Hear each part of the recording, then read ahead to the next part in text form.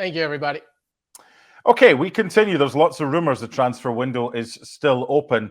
Shall we start with the Saudis, gents? Because Alisson has been linked with there. Laporte has been linked with there. And while we're with Liverpool and Manchester City, Bernardo Silva looks like he's staying with City. Let's start with you, Dalen. Those Saudis, whose transfer window doesn't close until mid-September, could cause issues. The Alisson one for me was an interesting one. The Laporte one, 29 years old, maybe not first choice at City. What do you make of those two? I should say I find them surprising, but I guess I don't.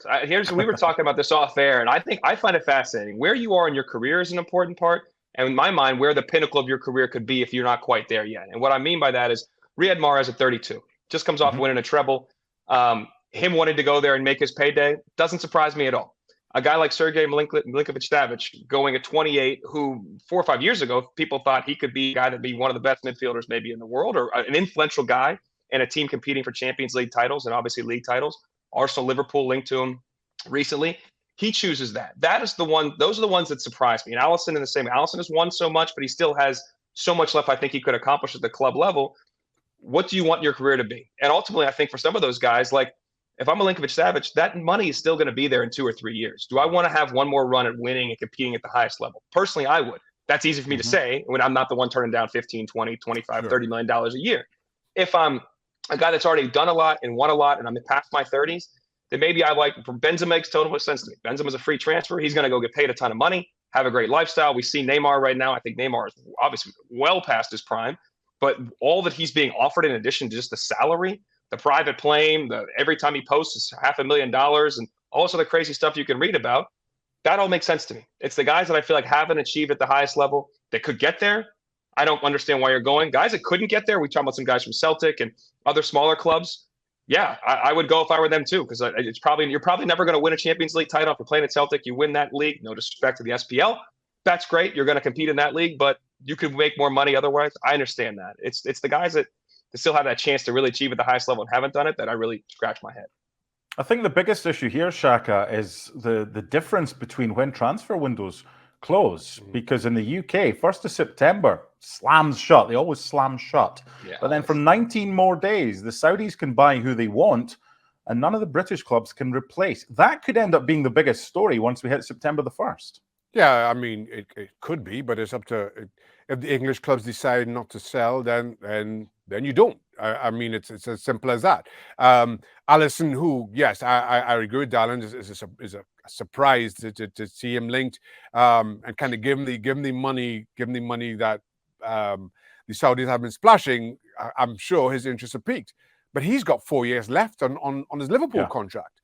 So if Liverpool decide, well, we're not selling you August 28th, we're not selling you September 10th, we're not selling you September 10th, 2025. That's well within their rights. Of course, Alisson can have some say about that and kick up a stink, but the fact remains he's got a pretty lengthy contract still to see out. So it's up to the English or European clubs in so many respects to kind of resist as best they can.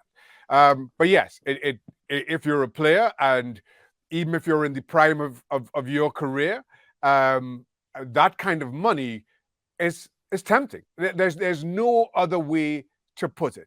It has to pique your interest, and almost regardless of where you are in your career in Europe, because you can just make so much more. And I feel that there are players who've gone to Saudi Arabia that are making 10 times the money that they would make anywhere else in Europe. And Mark, real quick, we've seen the model proved out with Live Golf. I mean, they were taking guys out of the prime of their career and saying, "Hey, money's the great equalizer here. We can throw that at them." So I think they're going to make their pitch at whoever, and it takes the individual to say, "What are my priorities and what do I want?" And to Shaq's point, as we all said, when you got 8 and sometimes 9 zeros involved, I mean, that's a whole different level. Yeah, that's Shaka money at Newcastle when he was there. I mean, there we go. Me, that's why he's got the freedom of the city, because he can afford it. Okay, Spurs striker. They've been linked with Balogun of Arsenal. I saw an interesting quote from Tony Bloom at Brighton saying Evan Ferguson will be here for the next 5 years, or that's certainly what they hope, before they sell him for $800 billion and then continue the way that they're going. Before the transfer window shuts, Shaq, not easy to say, do you think Spurs will splash the cash on a big money striker, and who? I think they will splash on a striker. I'm not at all sure. I don't see Balogun as a likely option for them. Not just because of the Arsenal link. Let's be honest, there are other players who've made that jump. I'm looking no further than Sol Campbell in this regards. Certainly he went the other way. So it's not unheard of.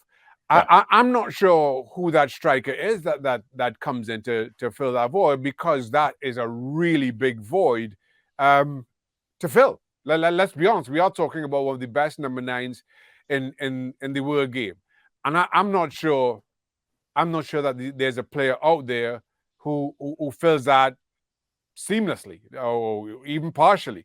So, not cheaply.